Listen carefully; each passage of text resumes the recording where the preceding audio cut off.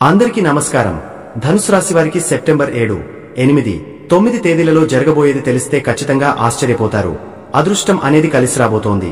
ఆ వివరాలు ఏంటో ఇప్పుడు ఈ వీడియోలో మనం వివరంగా తెలుసుకుందాం. వీడియో ఇక్కడ స్కిప్ చేయొద్దండి. చివరి వరకు చూస్తేనే అసలు మీకు ఎటువంటి అదృష్టం పట్టబోతోంది అని చెప్పి కూడా పూర్తిగా అర్థమవుతుంది. వీడియోలోకి వెళ్లే ముందు మా చిన్న రిక్వెస్ట్ ఏంటంటే, ఇంతకు ముందు మా ఛానల్ మీరు సబ్స్క్రైబ్ చేసుకోకపోతే సబ్స్క్రైబ్ చేసుకోండి. అలాగే గంట సింబల్ ని క్లిక్ చేయండి. అప్పుడే మీకు మా వీడియో నోటిఫికేషన్లో వస్తాయి. అలాగే జై శ్రీకృష్ణ అని కామెంట్ చేయండి. మీ రాశి గురించి, మీ స్వభావం గురించి, మీరు గత కొంతకాలంగా పడుతున్న ఇబ్బందుల గురించి పంచుకోవాలని ఉంది. ఎందుకంటే ధనుస్సు రాశివారిపైకి ఎంత నవ్వుతూ ఉత్సాహంగా కనిపిస్తారో లోపల అంతకంటే లోతైన సముద్రమంత బాధను, ఆలోచనలను దాచుకోగలరు. మీది గురు భగవానుడి రాశి.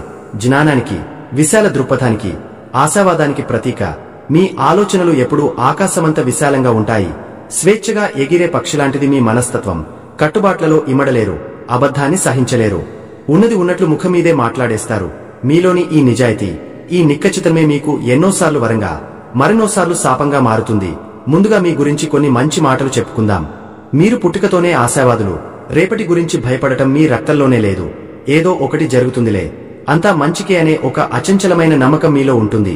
మీ చుట్టూ ఉన్నవారిలో కూడా మీరు అదే స్ఫూర్తిని నింపుతారు. అందుకే మీతో స్నేహం చేయడానికి చాలా మంది ఇష్టపడతారు. మీరు ఎక్కడుంటే అక్కడ వాతావరణం సందడిగా, ఉల్లాసంగా మారిపోతుంది. జ్ఞానాన్ని సంపాదించాలనే తపన మీకు చాలా ఎక్కువ. కొత్త విషయాలు నేర్చుకోవడానికి, కొత్త ప్రదేశాలు చూడటానికి, కొత్త మనుషులను కలవడానికి ఎప్పుడూ సిద్ధంగా ఉంటారు. మీది చాలా ఉదారమైన హృదయం. ఎవరైనా కష్టాల్లో ఉన్నారని తెలిస్తే మీ దగ్గర ఉన్నా లేకపోయినా ఏదో ఒక విధంగా సహాయం చేయాలని తప్పించిపోతారు. మీ దగ్గర డబ్బు నిలవకపోవడానికి కూడా మీ ఈ దానగుణమే ఒక కారణం. మీ మాటల్లో ఒక పదును ఉంటుంది. పంచ్ డైలాగులు వేయడంలో మీరు దిట్ట. కానీ ఆ మాటల వెనుక ఎలాంటి కల్మషం ఉండదు. మనసులో ఒకటి పెట్టుకుని బయటకు ఒకటి మాట్లాడటం మీకు చేతకాదు. ఈ ముఖం మీద మాట్లాడటం వల్ల మీరు చాలా మందికి అహంకారిగా కనిపించవచ్చు. కానీ మిమ్మల్ని దగ్గరగా అర్థం చేసుకున్న వారికి తెలుస్తుంది మీది పసిపిల్లల మనస్తత్వమని.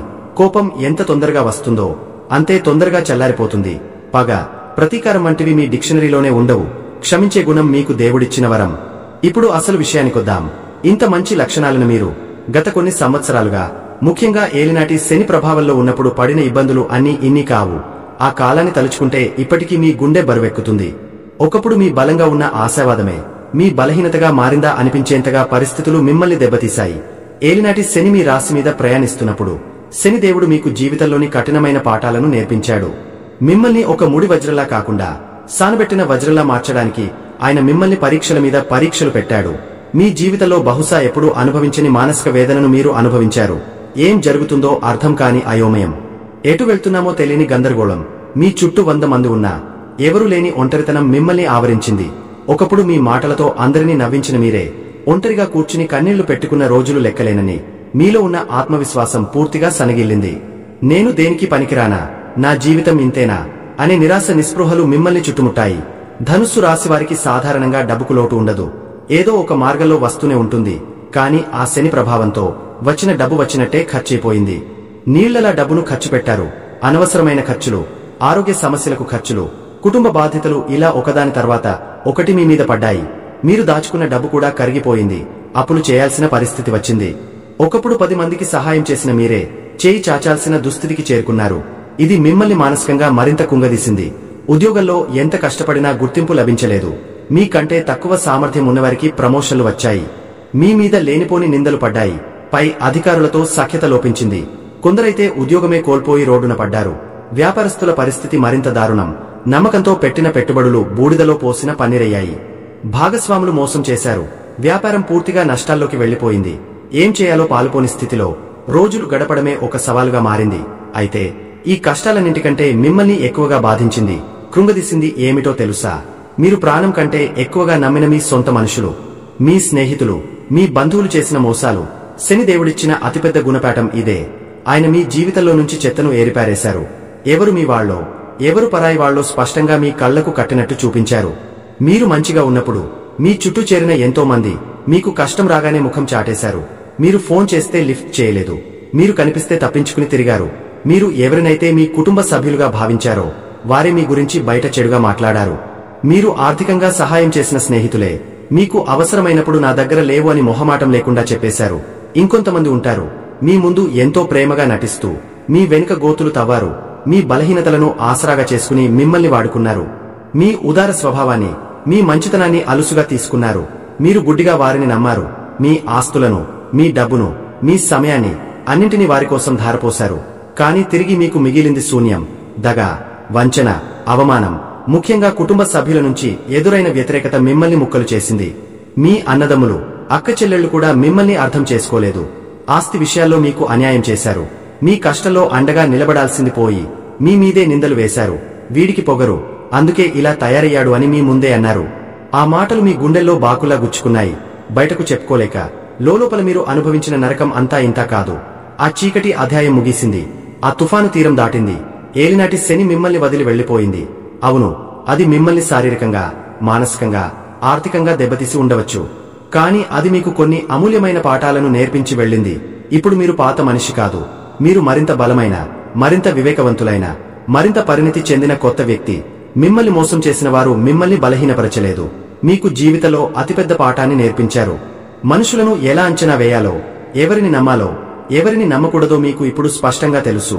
ఇప్పుడు మీ దగ్గరకు నటిస్తూ ఎవరూ రాలేరు. వారి కళ్లలోకి చూడగానే వారి అసలు స్వరూపాన్ని మీరు పసిగట్టగలరు. ఈ అనుభవం కోట్ల రూపాయలు ఇచ్చినా కొనలేనిది. మీ అసలైన బలం మీకు తెలిసొచ్చింది. అన్ని కష్టాలను ఒంటరిగా ఎదుర్కొని, అన్ని అవమానాలను దిగమింగుకుని ఈ రోజు మీరు ఇంకా నిలబడి ఉన్నారంటే మీలో ఎంతటి అంతర్గత శక్తి ఉందో ఊహించుకోండి. ఎవరూ లేకపోయినా నేను ఒంటరిగా పోరాడగలను అనే ఆత్మస్థైర్యం మీకు ఇప్పుడు వచ్చింది. ఇది మీ జీవితంలో అతిపెద్ద విజయం. కష్టకాలంలో కూడా మీ చేయి వదలకుండా మీతోనే ఉన్న ఒకరిద్దరు స్నేహితులు, కుటుంబ సభ్యులు ఎవరో మీకు తెలిసొచ్చింది. వారే మీ నిజమైన ఆస్తి. వారిని మీ గుండెల్లో పెట్టుకుని చూసుకోండి. 100 మంది నకిలీ స్నేహితుల కంటే ఒక్క నిజమైన స్నేహితుడు చాలు. మిత్రమా, గతాన్ని ఒక పీడకలలా మర్చిపోండి. కాని దాని నుంచి నేర్చుకున్న పాఠాలను మాత్రం ఎప్పటికీ గుర్తుంచుకోండి. ఇప్పుడు మీ సమయం వచ్చింది. ఆకాశమే హద్దుగా మీరు మళ్లీ ఎగరాల్సిన తరుణం ఆసనమైంది. మీలో నిద్రాణంగా ఉన్న ఆ పాత ధనుస్సు రాశి వ్యక్తిని తట్టిలేపండి. మీ నవ్వును, మీ ఉత్సాహాన్ని మళ్లీ ప్రపంచానికి చూపించండి. నేను ఓడిపోలేదు, కేవలం ఒక యుద్ధంలో గాయపడ్డాను అంతే. ఇప్పుడు మళ్లీ కొత్త సైన్యంతో సిద్ధంగా ఉన్నాను అని మీకు మీరే చెప్పుకోండి. ఇప్పుడు గురు భగవానుడి అనుగ్రహం మీకు తోడుగా ఉంటుంది. మీకు కొత్త అవకాశాలు వస్తాయి. డబ్బు సంపాదించడానికి కొత్త మార్గాలు కనిపిస్తాయి. అయితే ఈసారి జాగ్రత్తగా ఉండండి. వచ్చిన ప్రతి రూపాయిని పొదుపు చేసుకోండి. అనవసరమైన ఖర్చులు తగ్గించండి. ఎవరికి అప్పులు ఇవ్వకండి, తీసుకోవద్దు. నెమ్మదిగా అడుగు తర్వాత అడుగు వేస్తూ మీ ఆర్థిక సామ్రాజ్యాన్ని మళ్లీ నిర్మించుకోండి. మీ జ్ఞానానికి, మీ ప్రతిభకు ఇప్పుడు సరైన గుర్తింపు లభిస్తుంది. ఉద్యోగంలో కొత్త బాధ్యతలు, ప్రమోషన్లు మిమ్మల్ని వెతుక్కుంటూ వస్తాయి. వ్యాపారంలో కొత్త ఆలోచనలతో ముందుకు వెళ్ళండి. గతం తాలూకు భయాలను పక్కన పెట్టి ధైర్యంగా నిర్ణయాలు తీసుకోండి. విజయం మీదే. గడిచిన కష్టాలు మీ ఆరోగ్యంపై ప్రభావం చూపించి ఉండవచ్చు. ఇకపై మీ ఆరోగ్యం మీద శ్రద్ధ పెట్టండి. మంచి ఆహారం తీసుకోండి.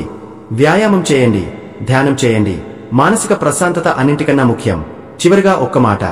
ధనుస్సు రాశి అంటే విల్లు, బాణం. మీ జీవిత లక్ష్యం అనే బాణాన్ని మీ సంకల్పం అనే విల్లుపై ఎక్కుపెట్టండి. గతానుభవాల నుంచి నేర్చుకున్న ఏకాగ్రతతో గురిపెట్టండి. ఈసారి మీ బాణం గురి తప్పదు. ఎందుకంటే ఒక యోధుడు గాయపడిన తర్వాత మరింత ప్రమాదకరంగా మారతాడు. మీరు ఇప్పుడు మామూలు వ్యక్తి కాదు, అనుభవాలనే ఆయుధాలు ధరించిన ఒక యోధుడు.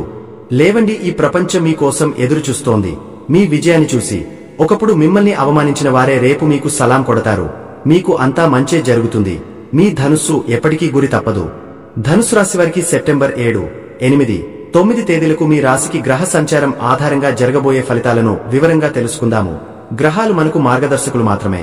అంతిమంగా మన సంకల్పం, ప్రయత్నమే మన జీవితాన్ని నిర్దేశిస్తాయని గుర్తుంచుకోండి. ఈ 3 రోజులు మీకు ఎలా ఉండబోతున్నాయో చూద్దాం. సెప్టెంబర్ 7 ధనుస్సు రాశి వారైన మీకు ఈ రోజు ఒక అద్భుతమైన ఉత్సాహంతో ప్రారంభమవుతుంది.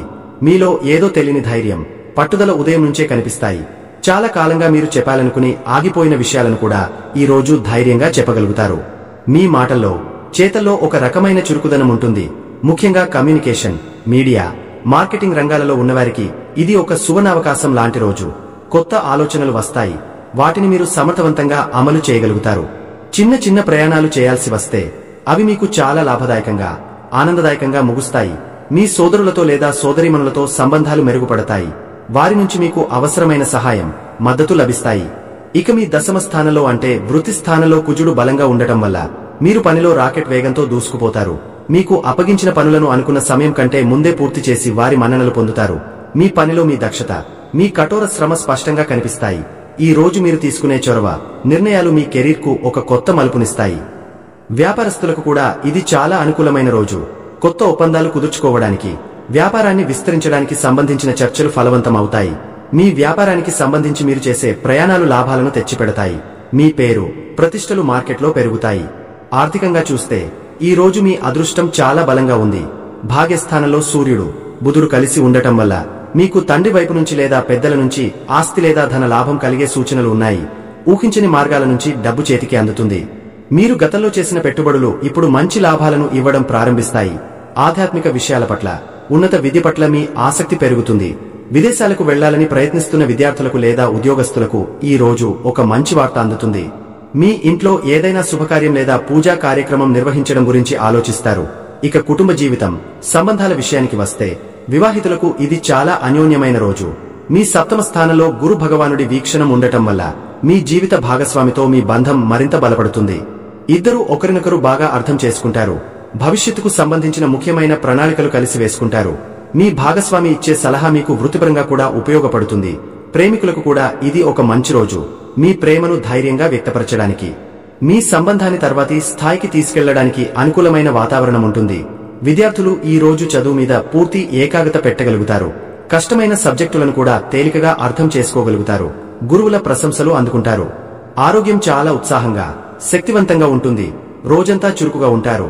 మొత్తం మీద ఈ రోజు మీకు అదృష్టం, ధైర్యం, విజయం కలిసి వచ్చే ఒక అద్భుతమైన రోజు. వచ్చిన ప్రతి అవకాశాన్ని సద్వినియోగం చేసుకోండి. సెప్టెంబర్ 8 సోమవారం. ఈ రోజు మొదటి భాగం అంటే దాదాపు మధ్యాహ్నం 2:30 వరకు నిన్నటి ఉత్సాహం, ధైర్యం, పాజిటివ్ ఎనర్జీ కొనసాగుతాయి. ఉదయం పూట మొదలుపెట్టిన పనులన్నీ సజావుగా సాగిపోతాయి. ఆఫీసులో మీ పనితీరు బాగుంటుంది. వ్యాపారంలో కూడా లావాదేవీలు అనుకూలంగా ఉంటాయి. సోదరులతో సంబంధాలు, కమ్యూనికేషన్ వంటి విషయాలలో అంతా బానే ఉంటుంది. అయితే మధ్యాహ్నం తర్వాత వాతావరణంలో కొద్దిగా మార్పు రావడం మొదలవుతుంది. చంద్రుడు మీన రాశిలోకి అంటే మీ 4వ ఇంట్లోకి ప్రవేశిస్తాడు. అక్కడ ఇప్పటికే వక్రగమనంలో ఉన్న శని భగవానుడు ఉన్నాడు. దీని ప్రభావం వల్ల సాయంత్రానికి మీ మనస్సులో ఏదో తెలియని ఆందోళన, ఒక రకమైన బరువుగా అనిపించడం మొదలవుతుంది. ఉదయం అంతా ఉత్సాహంగా ఉన్న మీరు సాయంత్రానికి చిన్న చిన్న విషయాలకే నిరాశ చెందడం లేదా అనవసరమైన ఆలోచనలతో మనస్సు పాడు చేసుకోవడం జరగవచ్చు. ముఖ్యంగా ఇంటికి, కుటుంబానికి, తల్లికి సంబంధించిన విషయాలలో ఈ ప్రభావం ఎక్కువగా కనిపిస్తుంది. కుటుంబ సభ్యులతో మాట్లాడేటప్పుడు, ముఖ్యంగా మీ తల్లిగారితో సంభాషించేటప్పుడు కొంచెం ఓపికగా, ప్రేమగా ఉండటానికి ప్రయత్నించండి. మీ మాటలు వారిని బాధ పెట్టకుండా చూసుకోవడం ముఖ్యం. ఇంట్లో ప్రశాంతమైన వాతావరణం ఉండటానికి మీరు కొంచెం ఎక్కువ చొరవ తీసుకోవాల్సి ఉంటుంది. ఆస్తికి సంబంధించిన విషయాలు లేదా ఇంటికి సంబంధించిన పనులలో కొంత జాప్యం జరగవచ్చు.